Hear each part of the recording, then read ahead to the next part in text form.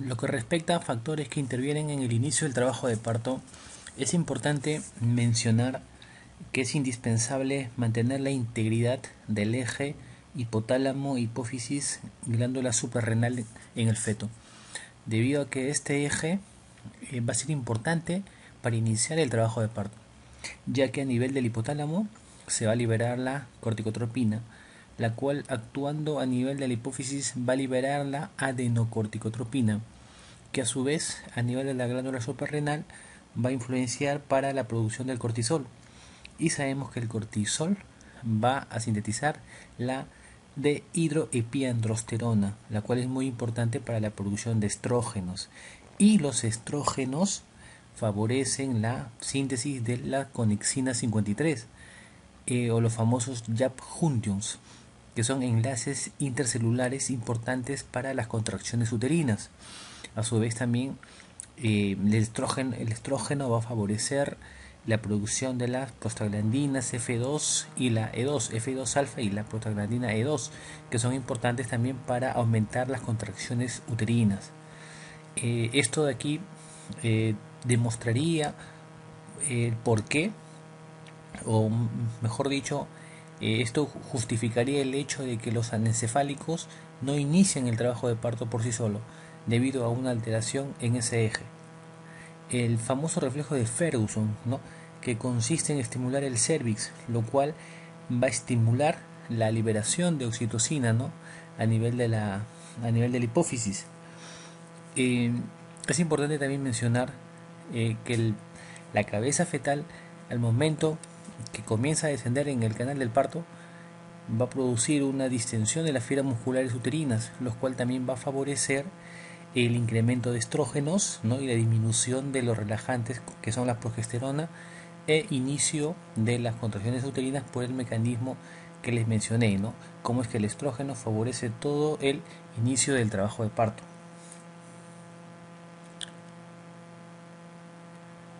Bien. La composición del cuello uterino básicamente está formado por músculo liso, está formado por colágeno y tejido conectivo. La rigidez se va a mantener hasta aproximadamente las 37 semanas, 36-37 semanas. Va a mantenerse rígido el cuello del útero, impidiendo un inicio de trabajo de parto pretérmino. Sin embargo, llegando al término o cuando va a iniciar el trabajo de parto, va a haber cambios en el cuello del útero que va a favorecer que éste pueda dilatarse y pueda comenzar a incorporarse. Parecido el mecanismo como es que actúa el misoprostol, ¿no?, cuando se coloca el misoprostol por vía vaginal para inducción del trabajo de parto, es debido a que produce el reblandecimiento del cuello del útero, debido a la composición del cuello del útero, que va a cambiar esta composición. El conditrin sulfato y el dermatan sulfato son componentes que mantienen rígido el cuello del útero hasta el inicio del trabajo de parto, ¿no?, hasta las fases finales del embarazo. Sin embargo, llegando ya a puertas de iniciarse el trabajo de parto, estos dos elementos van a disminuir y va a incrementarse el ácido hialurónico. El ácido hialurónico le va a dar ese reblandecimiento al cuello del útero, debido a que va a retener líquido, y esta retención de líquido va a favorecer el reblandecimiento del cuello del útero con la posterior dilatación e incorporación. No olvidemos, ¿no?, que la prostaglandina F2 alfa, ¿no?, es una de las más importantes, que van a favorecer las contracciones del útero. Esta a su vez producido por el incremento del estrógeno, ¿no? También la prostaglandina E2 es importante, ¿no?, para el inicio y la estimulación de las contracciones uterinas. Bien, periodos del trabajo de parto. ¿Cuándo decimos que inicia el trabajo de parto? El trabajo de parto se va a iniciar cuando la dilatación es mayor o igual a 2 centímetros, cuando hay una incorporación mayor o igual a 50%. y las contracciones uterinas vienen a ser regulares, ¿no? Con una intensidad, con una frecuencia, lo cual va a permitir que haya cambios en el cuello del útero. Ahí decimos que la paciente ha iniciado el trabajo de parto. Mientras no haya esas contracciones, mientras haya contracciones esporádicas o contracciones no tan intensas como las de Braxton Hicks o las contracciones de Caldeiro, de Álvarez y Caldeiro, que son contracciones que se pueden encontrar desde el inicio del trabajo de parto, ¿no? Esas contracciones no producen cambios en el cuello del útero, ¿no? Pero las contracciones de la triple gradiente descendente sí van a hacer que haya cambios uterinos, ¿no? Y cuando hay una frecuencia, una intensidad regular, constante, van a producir cambios en el cuello del útero. Entonces la primera fase del trabajo de parto va a ser básicamente la fase latente, ¿no? La fase latente es hasta dilatación 3. De dilatación 4 para arriba estamos hablando de una fase activa del trabajo de parto. Cuando la dilatación llega a 10, ahí estamos hablando del periodo expulsivo, el cual puede durar en primigestas hasta 2 horas y en multigestas hasta 1 hora, mientras que la fase latente en una primigesta puede durar hasta 20 horas, mientras que en una multigesta 14 horas. Cuando se pasa de esos tiempos hablamos de fase latente prolongada. Cuando se pasa de mayor de 1 hora de expulsivo en una multigesta o mayor de 2 horas de expulsivo en una primigesta, hablamos de periodo expulsivo prolongado. El alumbramiento viene a ser básicamente la expulsión de la placenta. Hasta 30 minutos puede durar el periodo de alumbramiento. Cuando el alumbramiento es dirigido, vale decir con uso de oxitocina, puede durar hasta 15 minutos. Y el cuarto periodo básicamente son las 2 primeras horas del puerperio inmediato.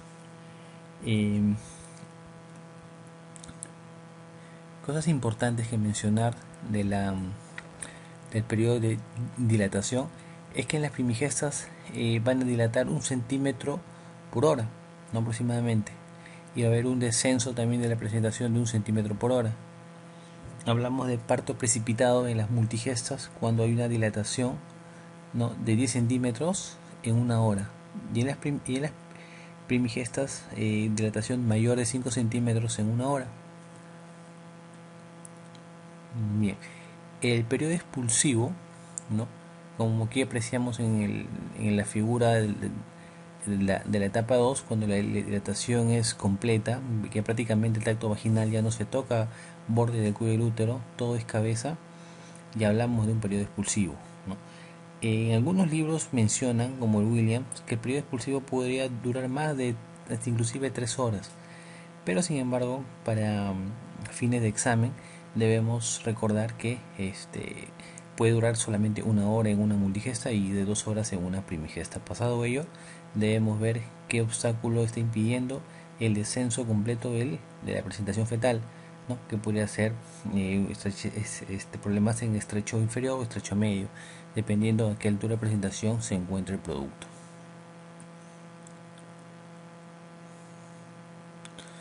Las cosas que tenemos que tener en cuenta, ¿no?, en el primer periodo, el trabajo de parto, ¿no?, el periodo de dilatación, básicamente es controlar los latidos cardíacos fetales, ¿no? Es importante estar a la expectativa ante cualquier cambio de los latidos cardíacos. Sabemos que el rango normal es entre 110 a 160 latidos por minuto. Algunos dicen 120 a 160, pero la mayoría de bibliografía nos menciona de 110 a 160. También es importante valorar las frecuencias, las constantes vitales maternas, ¿no?, cada 4 a 5 horas. Valorar las contracciones uterinas, ver su intensidad, la frecuencia, la duración. En darle aporte calórico a la madre. Muchas veces las madres vienen sin desayuno, sin almuerzo, y obviamente el trabajo de parto consume gran cantidad de energía, por lo cual el aporte calórico es necesario, ¿no? La posición materna, se dice que la deambulación, el estar en bipedestación, va a disminuir el tiempo de la fase latente del trabajo de parto, ¿no? Las vejigas muy distendidas también podrían dificultar de alguna manera el descenso del trabajo de parto, por lo cual colocar una sondita para evacuar la vejiga sería importante para favorecer el descenso de la presentación fetal. Nuevamente, recordemos entonces los periodos del trabajo de parto. La fase de dilatación, ¿no? Desde el inicio del trabajo de parto hasta cuando la dilatación es completa, vale decir 10 centímetros. Básicamente la fase latente puede durar hasta 12 horas, mientras que la fase activa 8 horas, y recordemos que de 4 centímetros para arriba hablamos de fase activa del trabajo de parto. El expulsivo, sabemos que es cuando la dilatación es completa y termina con la salida del producto, ¿no? En primíparas hasta 1 hora, en multíparas, en multíparas es puede durar hasta 1 hora, y primíparas puede durar hasta 2 horas, ¿no?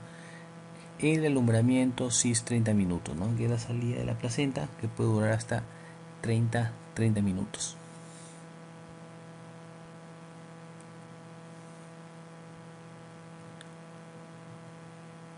Aquí básicamente lo que ya les mencioné, ¿no? Sobre la fase latente y la fase activa del trabajo de parto. Si bien es cierto, el trabajo de parto comienza cuando la contracción es de 2 a 3 en 10 minutos, debemos recordar que en la fase expulsivo puede llegar las contracciones hasta 5 contracciones en 10 minutos, ¿no? Pasado ello estamos hablando de taquisistolia, ¿no? La intensidad también aproximadamente 50-60 milímetros de mercurio, y la duración normal es entre 30 a 60 segundos. Inclusive en la fase expulsiva puede durar hasta 90 segundos.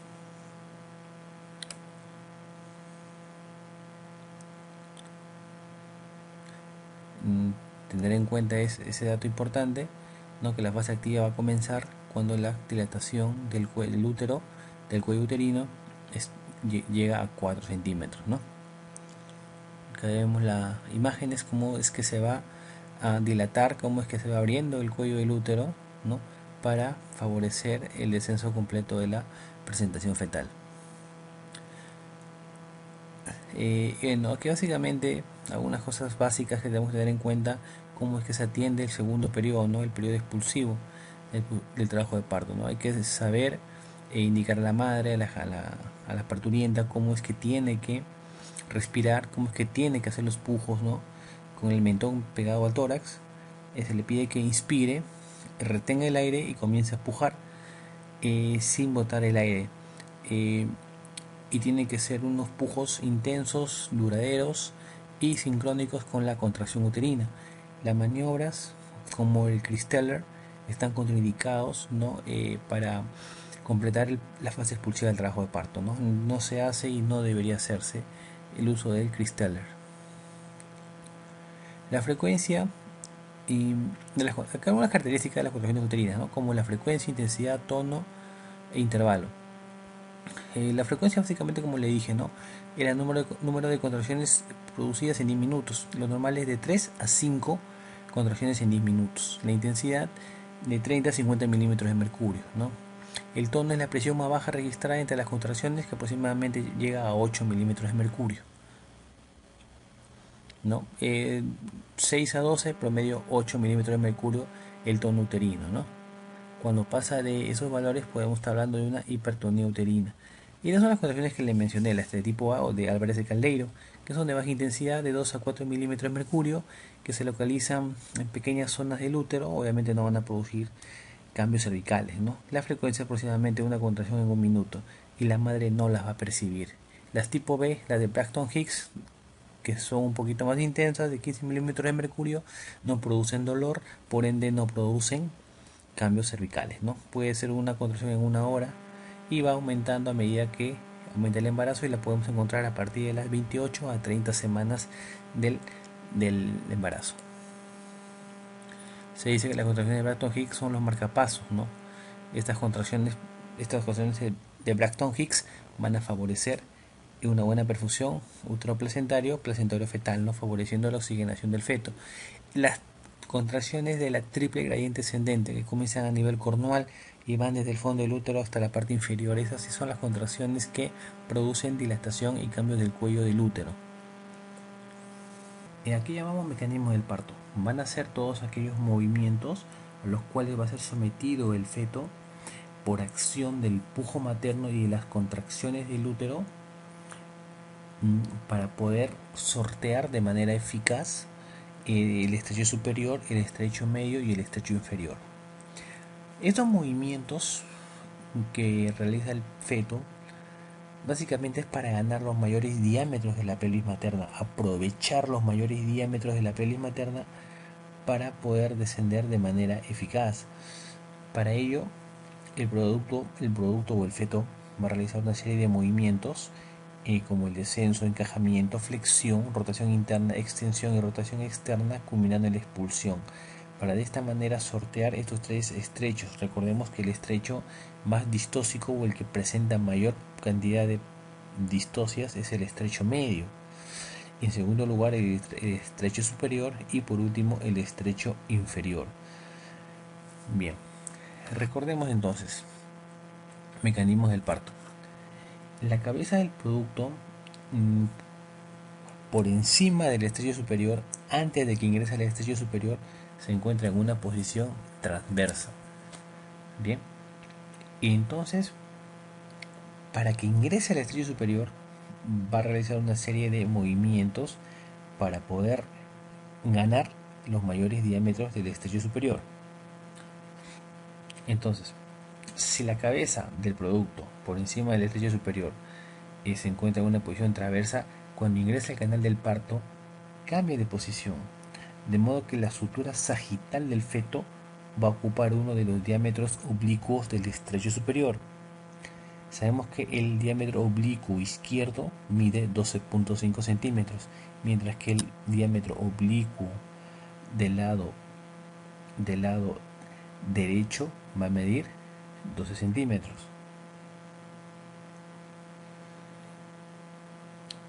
Entonces, ¿qué diámetro va a ocupar la sutura sagital del producto? La respuesta es evidente: el diámetro oblicuo izquierdo del estrecho superior. Y esto se debe, ¿no?, como les comentaba, que este diámetro tiene 0.5 milímetros más, tiene algunos milímetros más que el derecho. Bien, entonces recordemos que la variedad de posición más frecuente era la occipito ilíaca izquierda anterior, ¿no? Justamente por este motivo, que el diámetro oblicuo, ¿no?, el diámetro oblicuo del lado izquierdo mide 12.5 centímetros. Y la cabeza del feto, que está en transverso, va a girar de tal manera que va a presentar su sutura sagital, va a descender por el diámetro oblicuo izquierdo, por lo que al tacto vaginal vamos a concluir en una variedad de posición occipito ilíaca izquierda anterior. Bien, a medida que esto sucede, esta acomodación y descenso va a modificar la actitud de la cabeza del producto. Sobre el estrecho superior, la cabeza se va a hallar en una posición intermedia. No va a estar ni flexionada ni va a estar deflexionada. De modo que el diámetro que va a ofrecer al canal pélvico va a ser el diámetro occipito frontal, que sabemos es 12 centímetros. ¿Verdad? Entonces, al momento que va a ir descendiendo por el estrecho superior la cabeza del producto, como apreciamos aquí, a medida que la cabeza del producto comienza a descender, va a encontrar algunos obstáculos, ¿no?, las partes blandas del canal del parto, de manera que estos obstáculos van a ejercer un efecto de palanca sobre la articulación, ¿no?, occipito-ateloidea.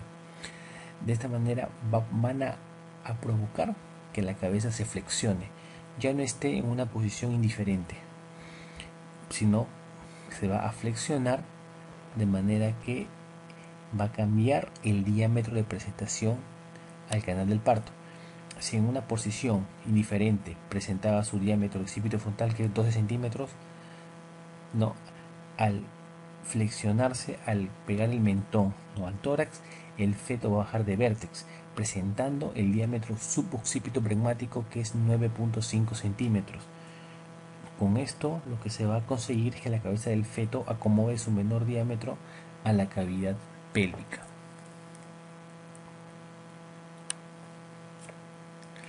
Mientras todo esto sucede, aún los hombros todavía no han entrado a la cavidad pélvica, ¿verdad? Bien, ahora, eh, recordemos que el estrecho medio era el más distóxico, ¿no? Debido a su forma circular. Entonces la cabeza, mientras va descendiendo, no va a necesitar cambiar de posición, ¿no? De modo que va a descender siguiendo el mismo diámetro oblicuo que copió en el que ocupó en el estrecho superior. Aquí tenemos que recordar o hablar de lo que es el asinclitismo y lo que es el sinclitismo. Son dos conceptos que suelen preguntarse con mucha frecuencia en los exámenes y que debemos conocerlo de memoria, ¿no? El sinclitismo básicamente va a ser cuando la sutura sagital de la cabeza fetal va a equidistar de la sínfisis del pubis y del sacro. ¿Ok? Eso va a ser sinclitismo. Mientras que asinclitismo lo vamos a definir como cuando no hay una equidad, ¿no? Eh, entre la distancia que hay entre la sutura sagital y la sínfisis del pubis, ¿no? En ese caso, el parietal anterior o el parietal posterior, uno de ellos va a prevalecer o va a predominar sobre el otro. A ver, me explico mejor. Al hacer un tacto vaginal, localizamos la sutura sagital. Si nosotros evidenciamos que equidista del sínfisis del pubis y del sacro, hablamos de un sinclitismo. Pero si es que la sutura sagital se encuentra más cercano al pubis, por ende, la parietal que más va a predominar o que más se va a tocar va a ser la parietal posterior. Por lo tanto, estaríamos hablando de un asinclitismo posterior. A pesar de que la sutura sagital esté más pegado al pubis, por lo tanto uno pensaría que es anterior, pero no. Lo que va a indicar si el asinclitismo es anterior o posterior va a ser el parietal que más se palpe. De caso contrario, si la sutura sagital está más cercana al sacro, el parietal que más se va a palpar va a ser el parietal anterior. Por lo tanto, hoy hablamos de un asinclitismo anterior. No olvidemos que mientras la cabeza va descendiendo, nunca va a ser, o en la mayoría de veces no lo va a hacer de manera sinclítica, más bien lo va a hacer de manera asinclítica, tratando de ganar los mayores diámetros de la pelvis materna. Excepto en casos como los partos pretérminos en bebés en productos con cabeza pequeña, en esos casos sí se podría dar en un descenso sinclítico, ¿no? O sea, cuando equidiste la sutura sagital del producto tanto de la sínfisis del pubis como del sacro. Bien. Cuando hablamos de encajamiento, encajamiento decimos cuando la parte más declive de la cabeza fetal, ¿no?, alcanza el nivel de las espinas ciáticas. Por ende, la cabeza, la diámetro biparital, atraviesa el estrecho superior. En ese caso hablamos de encajamiento. Repito, cuando la parte más declive de la cabeza fetal, ¿no?, cuando es un parto, una presentación cefálica, cuando la parte más declive de la cabeza fetal se encuentra a nivel de las espinas ciáticas, ¿no? El diámetro biparital se va a encontrar a nivel de la línea innominada, ¿no?, cuando este ya atraviesa el estrecho superior. Ahí estamos hablando de encajamiento.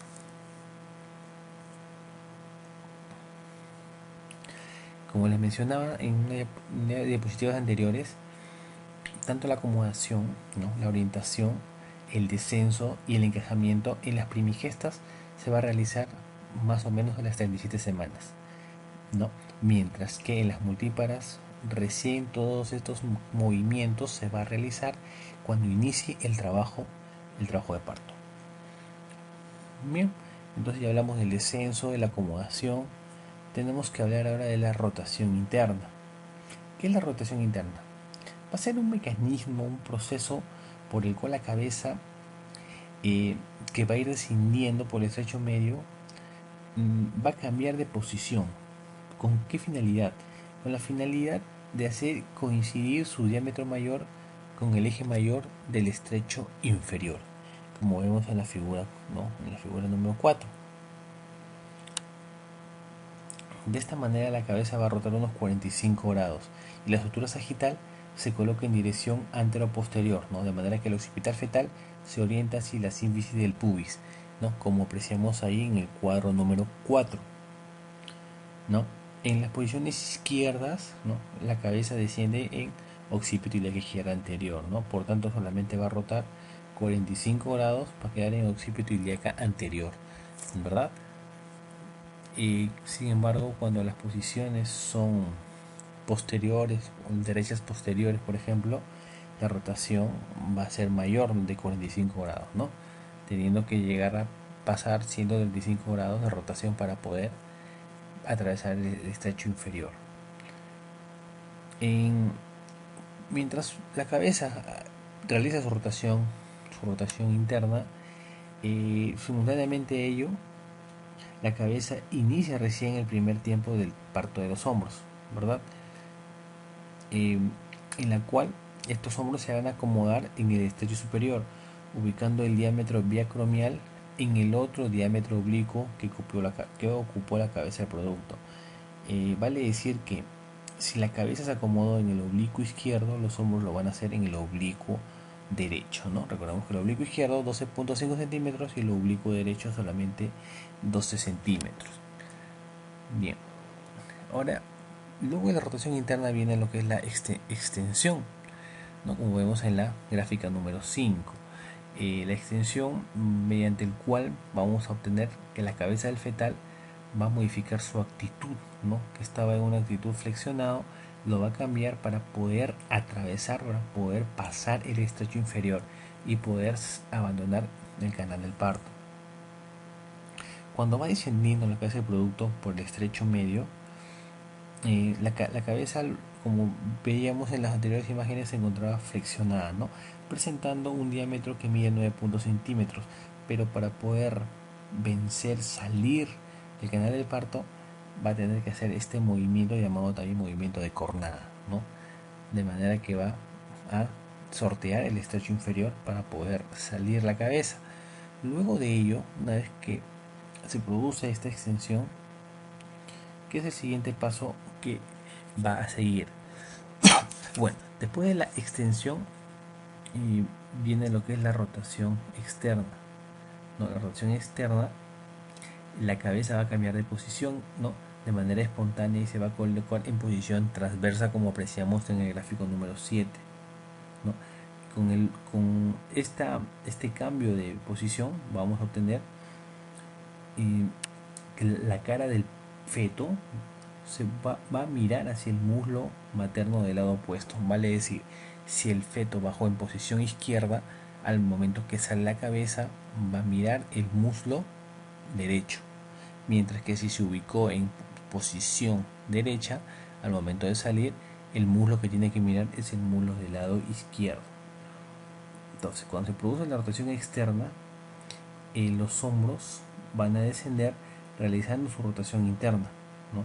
Hasta ese momento iban ocupando uno de los diámetros oblicuos, ¿verdad? Pero cuando se produce la rotación externa de la cabeza, los hombros van a hacer su rotación interna, para posteriormente, después de este movimiento de rotación externa, producirse la expulsión del producto, ¿no? Como apreciamos en el gráfico 6 y 8.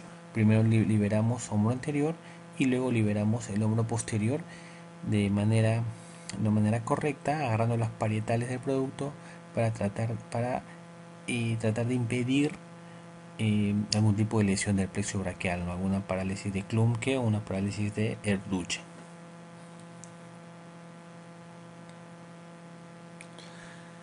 Aquí más o menos les conceptúo lo que ya les mencioné, ¿no? Lo que es encajamiento, lo que es un sinclitismo y lo que es un asinclitismo, ¿no? Es importante que lo tengan presente, ¿no? No todo asinclitismo es patológico, porque la cabeza del feto suele bajar en asinclitismo anterior y sinclitismo posterior. Aquí una imagen para que se entienda bien lo que les explicaba anteriormente, ¿no? Sinclitismo, el sutura sagital equidista de la cervicis del pubis y equidista del sacro. Bien, todo esto ya lo mencionamos, ¿no? Los planos de Hutge, recordemos, ¿no?, lo que le mencionaba en unas diapositivas anteriores. El primer plano, ¿no?, que va desde el borde superior de la sínfisis del pubis hasta el sacro, mientras que el segundo plano de Hodge pasa por el borde inferior de la sínfisis. La tercera, una línea paralela al segundo plano de Hodge que pasa a través de las espinas ciáticas. Y el cuarto plano de Hodge a nivel del coxis, ¿no?, una línea también paralela a la línea que pasó por las espinas ciáticas.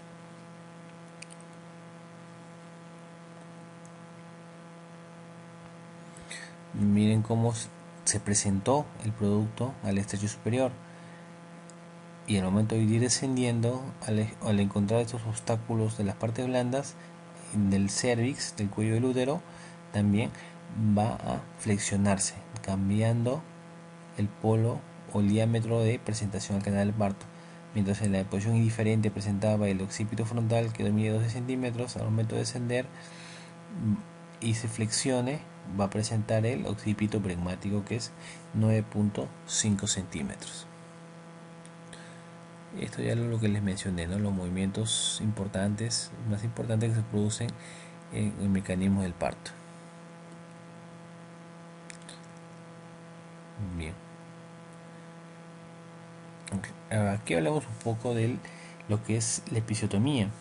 La episiotomía que más se utiliza es la mediolateral, ¿no?, más que la mediana, debido a que la mediolateral tiene menor incidencia de desgarros del esfínter anal interno, ¿no?, o inclusive llegar a la mucosa del recto.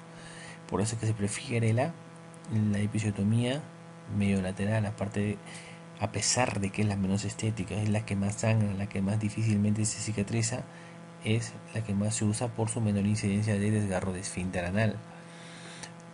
En periodo expulsivo justamente hay que valorar el periné, hay que valorar la elasticidad del periné para ver si va a requerir una episiotomía. Y recordemos que la episiotomía va a predisponer a la larga a los prolapsos genitales.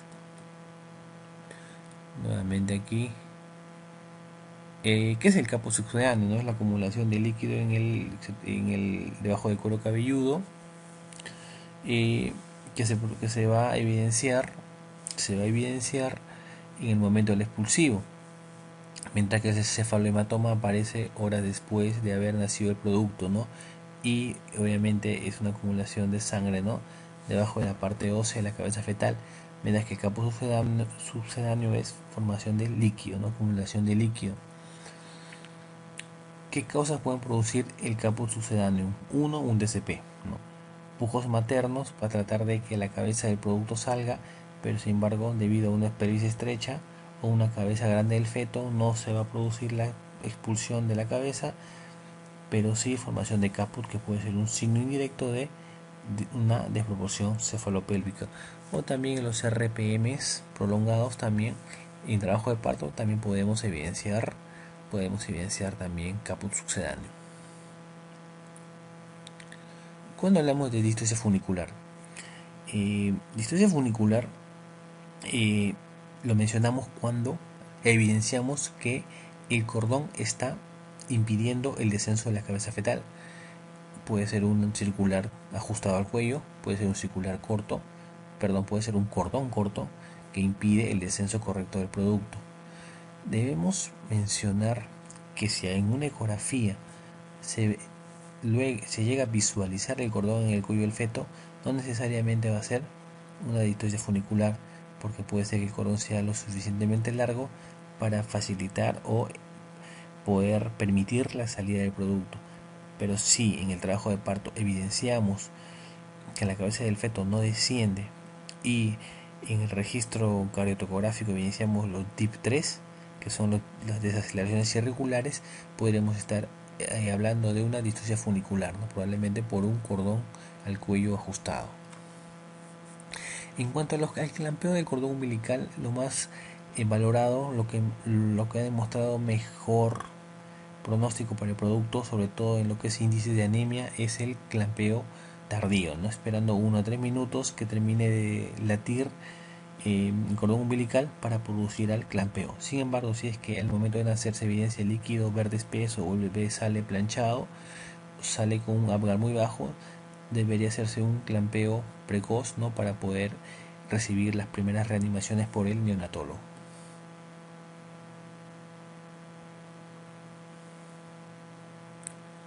Ven, acá le pongo un cuadrito para que lo analicen, ¿no?, lo que es la hemoglobina, ¿no?, la deficiencia de hierro, ¿no?, la primera causa de anemia nutricional hipocrómica en los menores de 1 año, ¿no? Bueno, cuadrito para que lo analicen. Los estudios valoran que el clampeo tardío es mucho mejor que el clampeo precoz, ¿no? El retardo del clampeo, prolongándolo hasta unos 3 minutos, va a proveer una 40 cc de sangre por kilo de peso adicional, por lo tanto menor índice de anemia, ¿no? Está demostrado en múltiples estudios, por lo cual se debería incentivar el clampeo tardío. Sin embargo, en muchos establecimientos de salud se hace el clampeo precoz, ¿no? Se hace el clampeo precoz ignorando los beneficios que tiene el mantener todavía el cordón umbilical, la comunicación entre la madre y el feto, ¿no?, sobre todo para lo que es el índice de la hemoglobina fetal, de la hemoglobina del producto. Aquí les traigo un esquemitas cómo es que se realiza el clampeo tardío, ¿no? El tercer periodo del parto, que es el alumbramiento, es una parte importantísima del trabajo de parto. No crean que al momento que sale el producto se termina el parto, ¿no?, la atención del parto. Debemos recordar que la mayor causa de mortalidad materna es la hemorragia posparto, sobre todo por atonía uterina o por retención de placenta. Por lo tanto, debemos poner énfasis a esta etapa del periodo de parto, debido a que aquí puede presentarse mayor morbilidad o mortalidad materna. Una vez que se sale el producto, se inyecta una ampolla de oxitocina, ¿no?, intramuscular, para que esto favorezca las contracciones y la expulsión de la placenta. Aquí hablamos de un alumbramiento dirigido, ¿no? Recordemos que hasta 30 minutos puede durar el periodo de alumbramiento. Pasado eso hablamos de una retención de placenta y probablemente proceder a una extracción manual de placenta, siempre y cuando no haya un acredentismo placentario, ¿no?, severo, que impida que se pueda retirar la placenta manualmente. Se ha demostrado también en múltiples estudios que al retirar la placenta, ¿no?, dentro de los primeros 8 minutos, disminuye la cantidad de sangre que pierde la puérpera, ¿no? Mientras más demora en sacar la placenta, más va a sangrar, empeora, ¿no?, la morbilidad materna.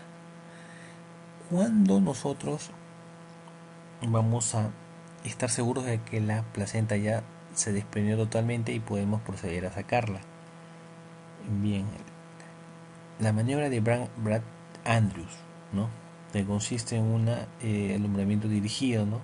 Se comienza a traccionar la placenta, ¿no?, con la mano derecha, y con la mano izquierda sujetamos por encima del pubis para evitar una inversión uterina, y con la mano derecha vamos traccionando, ¿no?, de una manera constante para facilitar la extracción de la placenta. Para ello tenemos unos signos que nos van a poder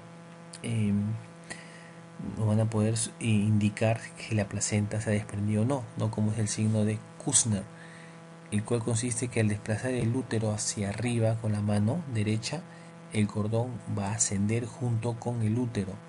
Ahí nosotros vamos a evidenciar de que no hay desprendimiento de placenta. Ese es el signo de Kussner. El signo de Ashfeld, se coloca la pinza en el cordón, y si se evidencia una caída de la pinza, podríamos estar hablando de un desprendimiento de la placenta. Ese es el famoso signo de Ashfeld. Aquí es importante recordar lo que les dije, ¿no? Evidenciar o verificar, comprobar que se retiró la placenta y las membranas ovulares, debido a que esto puede producir hemorragia posparto, ¿no? Hemorragia posparto.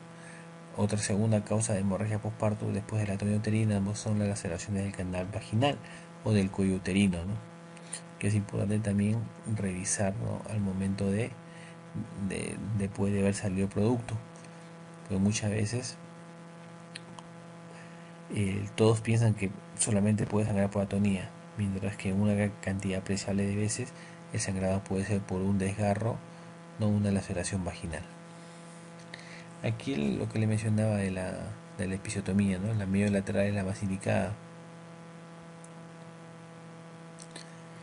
¿En qué casos vamos a nosotros recomendar hacer la episiotomía? Solamente si el desgarro es inminente, ¿no? Es más fácil suturar una episiotomía que suturar un desgarro. En caso de sufrimiento fetal también está indicado la episiotomía. En casi todos los partos instrumentados con forceps o ventosas también está indicado la episiotomía. En las distocias de hombros está indicado la episiotomía para las maniobras, para liberarla en los hombros anteriores. En los fetos también prematuros, debido a la debilidad, la posibilidad de que la cabeza del feto produzca algún tipo de lesión, se hace una episiotomía amplia para que haya menor obstáculo al momento de la salida de la cabeza de este producto prematuro. Aquí lo que le mencionaba, ¿no? Los beneficios de la medio lateral. La medial, si bien es cierto, es más fácil de reparar, cicatriza mejor, es menor dolor, mejores resultados anatómicos, menor pérdida de sangre y menor índice de dispareunia, pero sin embargo se extiende más rápidamente, pudiendo llegar al esfínter anal, mientras que la medio lateral es más difícil de reparar, cicatriza más feo, duele más, mayor pérdida de sangre, mayor dispareunia. Sin embargo, se extiende menos que la medial, provocando menor índice de desgarros, ¿no? En la mucosa rectal o en el esfínter anal.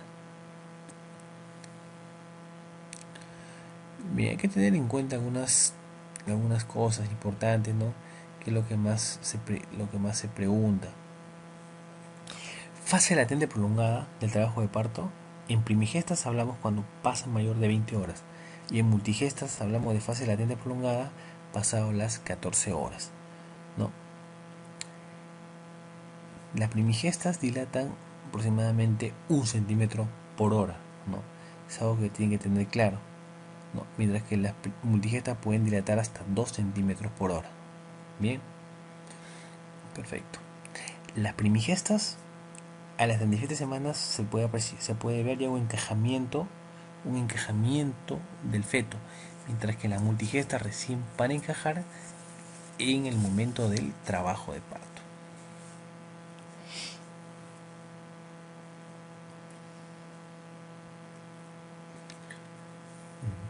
Cosas importantes que tenemos que conocer, ¿no?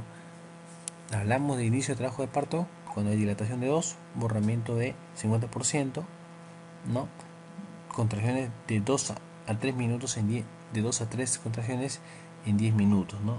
Solamente ahí podemos estar hablando de un inicio del trabajo de parto. Los pródromos, ¿no? ¿Qué síntomas o signos nos evidencian que esta paciente en los siguientes días va a iniciar un trabajo de parto? La expulsión del tapón mucoso de Christeller, ¿no? ¿Qué más?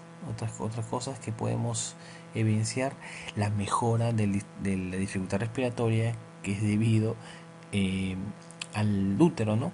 Mientras más crece el útero, mayor higiene del diafragma, poquito mayor dificultad respiratoria al decúbito. Esto va a mejorar a medida que va a descender el producto, menor compresión del diafragma, mejoramiento de la respiración. Es un síntoma también que se puede presentar, que nos puede indicar que la cabeza ya está encajando en el canal de parto. Entonces son cosas importantes que tenemos que tener en cuenta, ¿no? Porque se suele preguntar con mucha frecuencia estas cosas que pueden parecer simples, pero que muchas veces nos equivocamos, ¿no? Bueno, vamos a repetir entonces. Las primigestas dilatan aproximadamente, si queremos ser más finos al definir, como lo diría el Williams, ¿no? El libro Williams, las primigestas dilatan 1.2 centímetros por hora, mientras que las multíparas dilatan 2 centímetros. ¿Y cómo es el descenso de la cabeza? Las primigestas descienden 1 centímetro por hora, mientras que las multíparas pueden descender hasta 2 centímetros por hora, ¿verdad? El periodo de dilatación aproximadamente en la primigestas 12 horas promedio, mientras que la multíparas de 6 a 8 horas dura el periodo de dilatación. Expulsivo, hasta 2 horas en la primigestas, multíparas hasta 1 hora. Alumbramiento tanto para una como para otra solamente hasta 30 minutos. Pasado de eso hablamos de retención placentaria, ¿ok? Alumbramiento máximo hasta 30 minutos.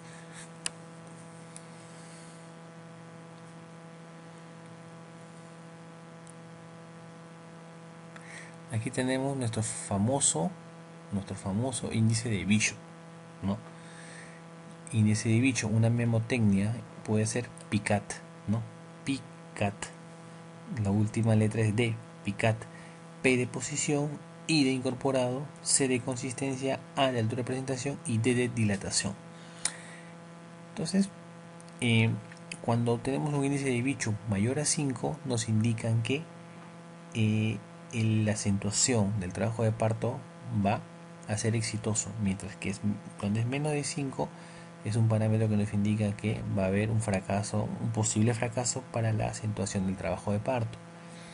Por ejemplo, hacemos un tacto vaginal, encontramos un cuello en una posición posterior, ahí corresponde a 0, tiene una incorporación de 30%, corresponde 0, tiene una consistencia intermedia, corresponde 1, así tenemos 1, una altura de presentación de menos 2, ahí corresponde 1, ya tenemos 2, y una dilatación de 1, ahí correspondería también 1, entonces sería un Bishop 3, menor de 5, por lo tanto podemos decir que puede haber una falla al momento de la acentuación, que la acentuación no va a ser exitosa. Por lo tanto, aquí estaría indicado, cuando es Bishop menor de 5, la inducción del trabajo de parto con misoprostol, ¿no? Aquí pues se puede utilizar el misoprostol para favorecer el trabajo de parto. Y aquí lo que les mencionaba, ¿no? Acentuable, Bishop mayor de 4, o sea de 5 para arriba, es un buen Bishop. Podemos comenzar a acentuar con oxitocina, ¿no? En un frasco de cloruro de sodio colocamos una ampolla de 10 unidades de oxitocina y comenzamos con un goteo de 4 mu, que equivale a 8 gotas, ¿no? Un mu es igual a 2 gotas, entonces 4 mu va a ser igual a 8 gotas por minuto, aumentando 4 gotas cada 10 minutos hasta que la dinámica uterina sea de 3 en 10, de buena intensidad, de buena duración, ¿no? Cuando llega hasta 5 contracciones en 10 minutos, se puede permitir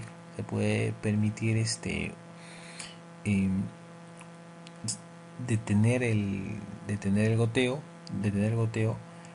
Por ejemplo, si a 32 gotas se consiguió esa contracción, ya no se aumenta más, se deja ahí, porque si se pasa de 5 contracciones en 10 minutos, podríamos estar hablando de una taquicistolia, ¿no? Que podría ya alterar la perfusión uteroplacentaria con detrimento del bienestar fetal. Bien, hay unos gráficos importantes para que lo analicen, ¿no? Lo que antes habíamos visto, ¿no? El trabajo de parto, el mecanismo del trabajo de parto. Vemos ahí como la cabeza comienza a coronar, comienza a hacer su rotación externa, ¿no? Para luego producirse la expulsión, ¿no? La expulsión de la cabeza fetal y luego de los hombros y del resto del cuerpo. Bien. Aquí lo que les había mencionado, ¿no? Lo que les había mencionado. Acá, algo importante, los desgarros. Hablemos de los desgarros. Tenemos los desgarros de primer grado, ¿no? ¿Cuáles son los desgarros de primer grado? Cuando solamente se afecta la piel. Y cuando el momento de quitarse el producto, solamente va a haber desgarro a nivel de piel, no va a comprometer músculo. Entonces ahí nosotros hablamos de un desgarro de primer grado, ¿verdad? Sería un desgarro simple, sin mayor problema para repararlo. Cuando hablamos de un desgarro de segundo grado, cuando aparte de comprometer la piel, va a haber un compromiso muscular, ¿no? Un compromiso muscular. ahí nosotros vamos a hablar de un desgarro de segundo grado. El desgarro de tercer grado, en este caso ya va a haber un compromiso mayor. No solamente se va a afectar el músculo y la piel, sino también va a haber un compromiso del esfínter anal externo. Ahora, el desgarro de tercer grado se va a subdividir en 3A, 3B y 3C. 3A cuando la lesión del esfínter externo es menor al 50%, 3B cuando la lesión del esfínter externo es mayor al 50%, 3C cuando la lesión del esfínter externo e interno no es total, y cuarto grado cuando se afecta el esfínter anal y la mucosa rectal, ¿no? Ahora, hay varias técnicas para solucionar estos tipos de desgarros, sobre todo los desgarros de tercer grado y cuarto grado, ¿no? Utilizamos Vicryl 2.0, ¿no? Y procedemos a las diferentes técnicas que hay para reparar el esfínter anal externo, ¿no? La overlap, la end-to-end, técnicas que utilizamos los ginecobstetras para reparar este tipo de desgarros. Recordemos que el encajamiento con la parte más declive de la cabeza se encuentra a nivel de la espina ciática, ¿no? ¿Qué conseguimos nosotros cuando hacemos una ruptura artificial de las bolsas ovulares o una ruptura artificial de las membranas? Cuando tenemos una dilatación 5 y vemos que no progresa, no dilata más, pasa 2-3 horas y no hay dilatación, podemos proceder a una amniotomía, ¿no? Con esto vamos a producir liberación de prostaglandinas que van a ayudar a mejorar las contracciones uterinas. Vamos a poder evidenciar la calidad del líquido, ¿no? Si es un líquido claro, nos puede dar tranquilidad para seguir dándole un trabajo de parto vaginal, pero si evidenciamos un líquido verde espeso como por de arvejas, podremos estar ante un sufrimiento fetal agudo que ameritaría otra actitud terapéutica. Bien, la distosia de hombros. La distosia de hombros sabemos que es cuando el hombro anterior se enclava en la cervicis del pubis. Puede ser por macrosomía fetal, puede ser por un descenso brusco, como por ejemplo cuando utilizamos el Christeller. Sea cual sea el motivo, lo que va a producir es un enclavamiento del hombro anterior en la cervicis del pubis. Para eso tenemos la maniobra de McRoberts, la maniobra de Massanti, ¿no? Que son maniobras de primera instancia que utilizamos para tratar de resolver este tipo de distosia. La maniobra de McRoberts, que consiste en una hiperflexión de los muslos sobre el abdomen y una abducción de las caderas para tratar de liberar la cervicis, el hombro anterior, ¿no? De la cervicis del pubis, para poder solucionar esta distosia de hombros, ¿no? El embarazo múltiple, no olvidar, parto vaginal siempre y cuando el primer feto esté encefálico, ¿no? Solo así se puede dar un parto vaginal, y la variedad más frecuente de presentación es cefálico-cefálico. Parto podálico. El parto podálico, hay unos parámetros que nos pueden indicar que podemos dar un parto vaginal, pero actualmente está validado que todo parto podálico tiene que terminar en cesárea, ¿no? Solamente cuando el parto podálico viene expulsivo se podría darle un parto vaginal, ¿no? Con las maniobras de Mauriciau, la maniobra de Branch, ¿no? Todas las maniobras que los ginecólogos utilizamos para poder solucionar un trabajo de parto en podálico.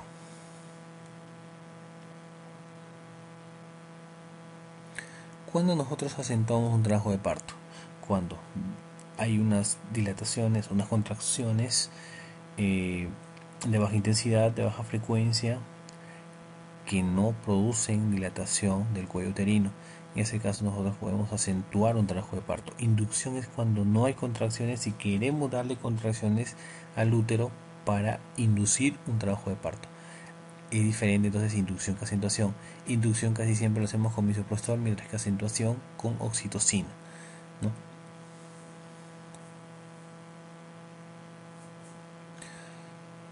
Estos son algunas indicaciones en las cuales para los cuales nosotros tenemos que tener en cuenta si vamos a dar o no un parto vaginal a un feto en presentación pelviana, ¿no?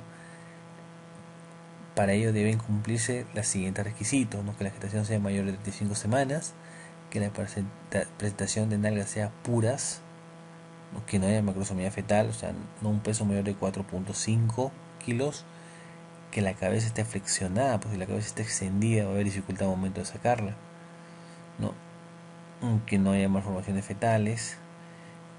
Bueno, esto es en teoría, ¿no? Porque en la práctica se prefiere un parto por cesárea, ¿no? Parto por cesárea antes que un parto vaginal, porque se ha visto que en los estudios, seguimientos que se han hecho a los bebés que han nacido poálico o parto vaginal, ha habido mayor morbilidad que en aquellos que han sido sometidos a la cesárea, ¿no?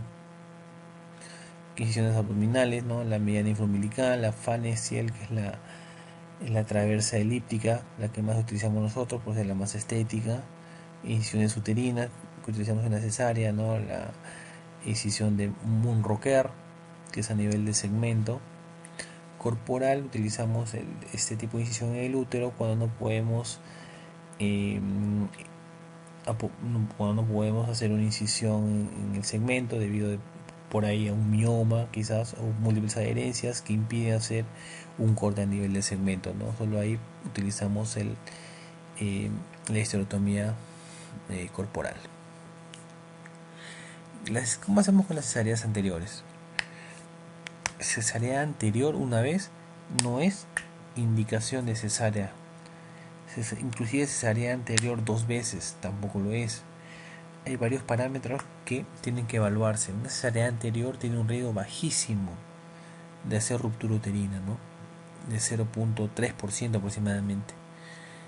¿Cuándo nosotros o qué debemos tener en cuenta para dar chance de parto vaginal a una paciente cesárea anterior? 1. Periodo intergenésico mayor a 2 años.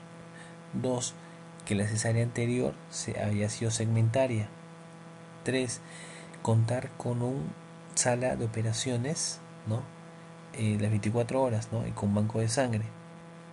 ¿Qué más? El consentimiento de la paciente. Esos parámetros tenemos que tener en cuenta para indicar o poder darle un parto vaginal a una paciente cesárea anterior. Si no se cumplen esos requisitos, tenemos que someter a la paciente a otra cesárea, ¿verdad?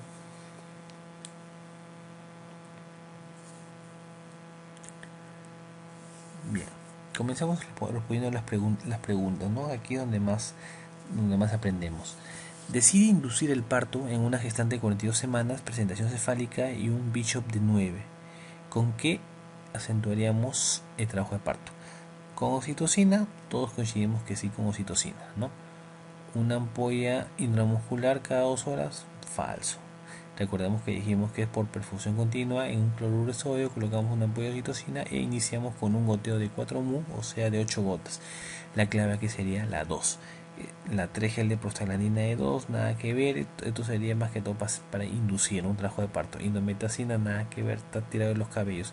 La clave aquí es la 2, ¿no? Recuerden, oxitocina, perfusión continua. Con eso acentuamos un trabajo de parto. Recuerden, índice de bicho, el famoso PICAT, posición, incorporación, consistencia, altura de presentación y dilatación, ¿no? Bicho mayor o igual a 4, oxitocina.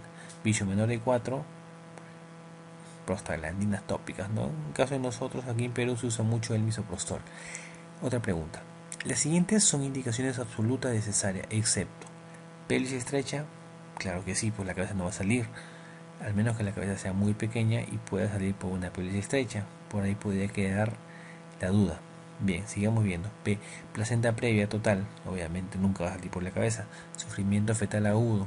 Indicación necesaria, al menos que esté con dilatación 10 y el parto sea inminente. Bien, sigamos. D. Rotura uterina. Definitivamente ahí la cesárea tiene que darse. E. Presentación de cara a variedad anterior. Dijimos que la variedad de cara, presentación, variedad posterior es la que va para cesárea, mientras que la variedad anterior no va para cesárea. La clave aquí es la E. En el alumbramiento de un parto normal, el desprendimiento de la placenta se produce fundamentalmente por ¿qué es lo que va a hacer que se vaya a desprender la placenta de su lecho en el útero, las contracciones uterinas, ¿no? Por eso es que también nosotros colocamos oxitocina intramuscular, y esas contracciones van a favorecer que se forme, ¿no?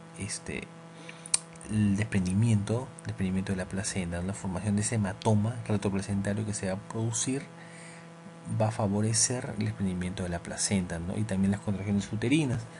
Recordemos aquí las dos tipos de variantes de alumbramiento, ¿no? De Schultz, que es el más frecuente, ¿no? Y el de Duncan, ¿no? En uno la placenta sale por el lado fetal, mientras que en la otra por el lado materno, ¿no? La de Schultz, la que sangra menos, ¿no? Porque el hematoma retroplacentario se forma en la parte central. Bien. ¿En qué casos está contraindicado la inducción del trabajo de parto? Ya sea con misoprostol o con oxitocina. En el caso de un antecedente de un tipo de cirugía en el útero, por ejemplo una miomectomía anterior, está contraindicado en este caso la inducción del trabajo de parto con oxitocina, ¿ok? Todo antecedente de operación, de un corte en el cuerpo del útero, va a contraindicar el uso de misoprostol o de oxitocina. ¿Qué era sincretismo? Recuerden, la relación de la estructura sagital con el promontorio y el pubis, ¿verdad? Eso es, ¿no? Si equidistaba de ambos, del promontorio y del pubis, hablábamos de un sincretismo, ¿no? Pero si se iba más para el promontorio, se tocaba más el parietal anterior, por lo tanto era un asincretismo anterior, ¿no? Y viceversa. Bien, lo mismo.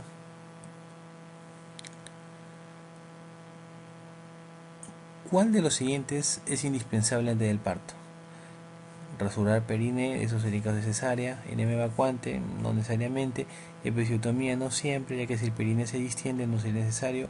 Analgesia, no siempre. Instrumentos estériles, eso sí, ¿no? Y disminuye la incidencia de infecciones, no tanto para el producto como para la madre. Recordemos que las contracciones del útero comienzan en el fondo del útero, se inician a nivel cornual y descienden hacia la parte inferior del útero. Entonces la actividad de la contracción es mayor en el fondo, ¿no? Eso es verdad. Si fuese al revés, si las contracciones fuesen más intensas a nivel de la parte inferior del útero, hablaríamos de una inversión de las contracciones uterinas. Gestante de 38 años, ¿no? Gesta 2 para 3012, o sea, ha tenido 5 embarazos, 3 partos a término, un aborto, 2 productos vivos, ¿no? Con 37.5 semanas, portadora de un mioma subseroso de 8 centímetros en la cara antero inferior del cuerpo uterino. No hay molestias. ¿Cuál sería el manejo apropiado? Cesárea segmentaria. En este caso no, el mioma es subseroso. Si fuese submucoso sí dificultaría, ¿no?, el trabajo de parto. Cesárea seguida de una histerectomía.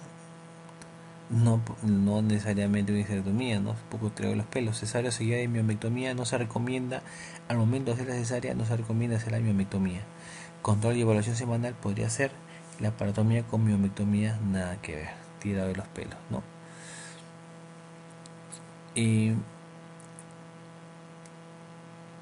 Recuerden que el mioma no necesariamente va a impedir el descenso del producto, no. Aquí lo más ideal sería el control y evaluación semanal. Recuerden que la cesárea no está indicado en el mismo acto de la cesárea realizar la miomectomía. Primigesta de trabajo de parto, ¿no? 6 centímetros de dilatación con membranas íntegras prominentes, ¿no?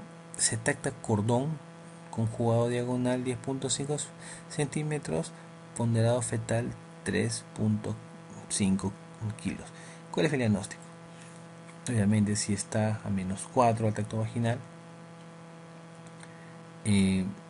dilatación de 6, podemos estar hablando de una pericia estrecha, debido a que la cabeza no puede descender más, no está una P-4, o sea, todavía no pasa el estrecho superior, y se dice que se palpa el cordón con membranas íntegras.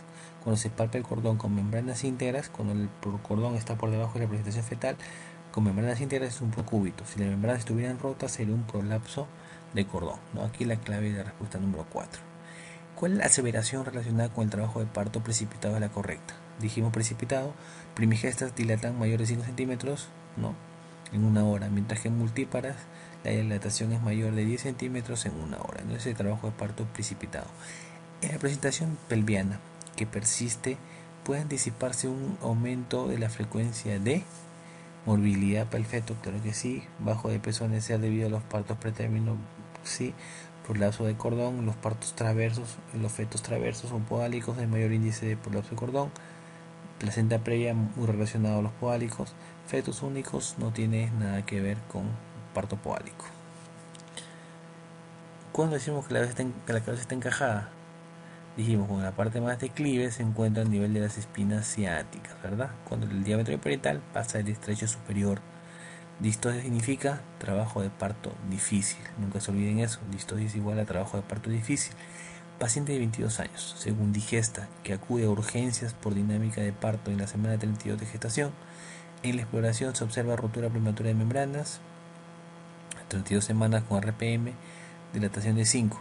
La ecografía nos muestra una presentación de nalgas puras y actitud flexionada de la cabeza. ¿Cuál será la actitud correcta? Podría ser parto vaginal, ¿no? Debido a que la cabeza está flexionada, 32 semanas. Acá hay las preguntas. En los casos clínicos siempre es bueno analizar parte por parte, porque por alguno de los datos que te dan te pueden hacer equivocar. Según digesta, no nos dicen si el primero fue parto vaginal, no, o fue cesárea, pero bien, lo dice según digesta de 22 años, 32 semanas, ruptura prematura de membranas, dilatación de 5. La ecografía muestra una presentación de nalgas puras y actitud flexionada. Aquí cumple dos criterios para parto vaginal, ¿no? Entonces aquí en este caso, si ese antecedente de ser según digesta, o sea, si su primer parto fue vaginal, sí podríamos indicar un parto por vía vaginal. Sin embargo, las nuevas guías recomiendan que todo parto sea por cesárea, no parto podálico por cesárea. Si hay tiempo, si no está en expulsivo aún, se podría culminar por cesárea. Pero aquí te ponen algunos parámetros que están en el esquema, en el índice de Satushini, ¿no? Que te menciona algunos parámetros que debe cumplir una gestante para darle a su presentación podálica un parto vaginal, ¿no? Y esta paciente cumple, ¿no? Nalgas puras, actitud flexionada de la cabeza, ¿no? Y según digesta, ¿no? Por lo tanto, aquí se podría intentar un parto vaginal, pero recuerden que en la práctica lo indicado es la cesárea, ¿no? Es la cesárea. Las guías actuales ya no permiten un parto vaginal, por más que cumpla criterios, los criterios de un parto vaginal, ¿no? Como la cabeza flexionada, todo lo que menciona aquí. Sin embargo, si hay tiempo para llevarlo de sala de partos a sala de operaciones, se debe hacer, ¿no? Y aquí hay dilatación 5, por lo tanto hay tiempo para llevar a la paciente a sala de operaciones y someterla a una cesárea.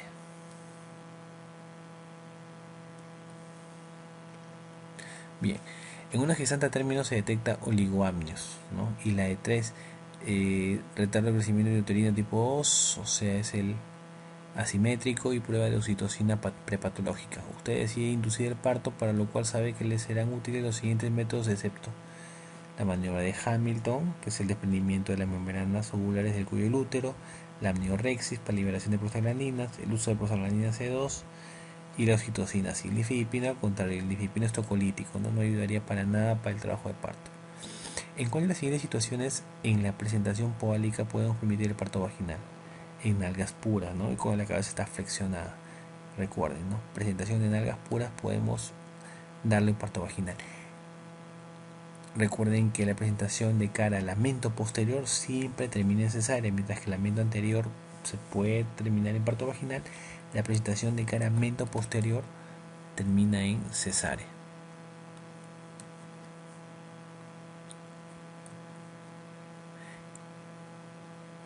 La presentación, las deflexión de frente o las deflexiones indiferentes pueden terminar en una presentación de vértex, pudiendo culminar fácilmente en un parto vaginal sin ningún problema, ¿no? Pero el lamento posterior siempre va a terminar casi siempre va a terminar en cesárea. ¿En cuál de los siguientes casos está indicado el parto vía vaginal? Presentación de cara, variedad, mento anterior. La 2, ¿no? Lamento posterior cesárea. Presentación de frente puede terminar en parto vaginal, claro que sí, puede terminar en vértex. el feto de situación transversa, cesárea sí o sí, ¿no? Tercera gestación siendo los 2 partos previos mediante cesárea. Bueno, cuando hay más de 2 partos, aumenta el riesgo de ruptura uterina, ¿no? Pero aquí la pregunta es bien clara. ¿En cuál de los siguientes casos está indicado el parto por vía vaginal? Es en el mento anterior, presentación de cara mento anterior, ¿no? Es una pregunta un poquito ambigua porque la presentación de frente también podría terminar en parto vaginal, inclusive la cesárea 2 veces, también si cumple algunos los criterios, podría terminar en un parto vaginal. Bueno, gestante de 25 años con trabajo de parto con dilatación de cuello cervical de 5, altura de 34, feto en prestación podálica y pelo ginecoide. La actitud más indicada es cesárea, lo dijimos, ¿no? Dilatación de 5, hay tiempo para llevarlas a las operaciones. La actitud correcta es la cesárea de urgencia. Pericia estrecha, un bebito de 4 kilos 300. ¿Cuál es la actitud más adecuada? Cesárea de urgencia. DCP, ¿no? Una desproporción cefalopélvica. Gestante de 27 años y 33 semanas. Por ecografía de primer trimestre. Acude por pérdida de líquido hace 3 días, ¿no? Al examen físico presenta 90 latidos cardíacos, frecuencia respiratoria 20, 39 grados centígrados de temperatura, PA 100/60, latidos cardíacos 146. Dinámica uterina esporádica, dilatación de 2 centímetros, incorporación de 60, AP-2, membranas rotas, líquido amniótico claro, hemograma normal. La conducta a seguir es, obviamente, si ha habido RPM de 3 días, es un RPM prolongado, aquí tenemos que utilizar antibióticos, ¿no? Eso es de hecho. Y la presencia de fiebre nos puede indicar un inicio de una coriomionitis, por lo tanto se debe culminar la gestación. Y en la coriomionitis la mejor vía de culminación de la gestación es por vía vaginal, por lo cual se podemos acentuar el trabajo de parto. El diámetro anteroposterior más pequeño del estribo superior es, en el estribo superior tenemos 3 conjugados. Conjugado diagonal, que debe ser mayor de 12 centímetros, el conjugado verdadero, que debe ser mayor a 11, y el conjugado obstétrico, ¿no? Que debe ser mayor de 10.5 centímetros. Esa es la respuesta. Aquí lo mismo, ¿no? La estructura sagital, equidista del promontorio y la sínfisis del pubis, hablamos de un sinclitismo. Bueno, esto ya pregunta repetida. El parto precipitado con dilatación dilata más de 5 centímetros en una hora, ¿no? En las nulíparas, y más de 10 centímetros en una hora en las multíparas. Bien, espero que les sirva. Hemos tocado bastantes puntos del trabajo de parto, ¿no? Recuerden que esto es un tema muy amplio, pero hemos tocado los puntos principales importantes para resolver